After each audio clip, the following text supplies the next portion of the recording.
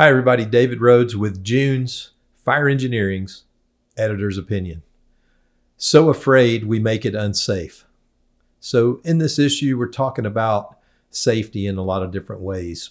And one thing I wanted to point out is that a lot of times when we mention safety to the rank and file in an organization, we get a lot of eye rolls.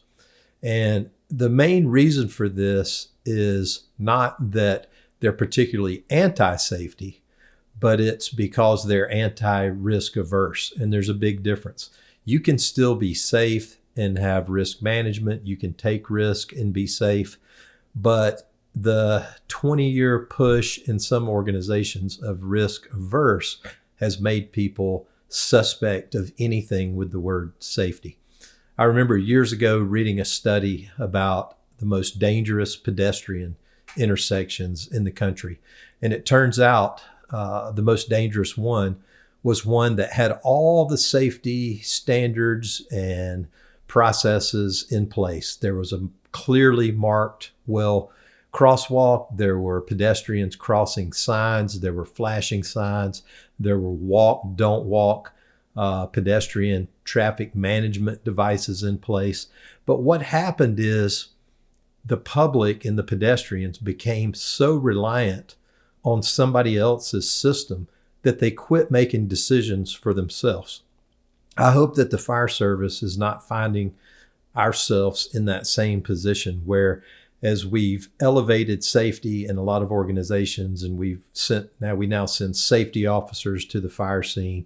We have safety officers in the organization that are developing policy. Hopefully that the message that safety is a personal responsibility has not been lost. Think about the RIT, the 2 in, 2 out. We've tried to legislate our way to safety instead of making sure that each individual understands their role in being safe through risk management. And you do that through creating competent firefighters that know how to make decisions, that know building construction, that know fire behavior, and know the capabilities of their crews and equipment.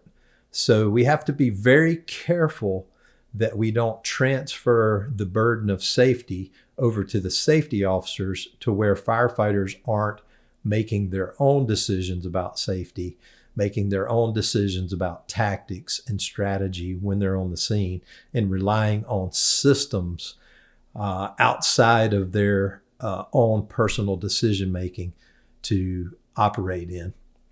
We have to be really careful with that because safety is everyone's responsibility. I don't think there's any firefighter out there that intentionally wants to be unsafe. But again, emphasize the risk management part, the competency parts of the skills, and most importantly, the decision-making pieces and the understanding of fire science and building construction. Then we can truly have a safe work environment, but we can't legislate our way to it. Thanks.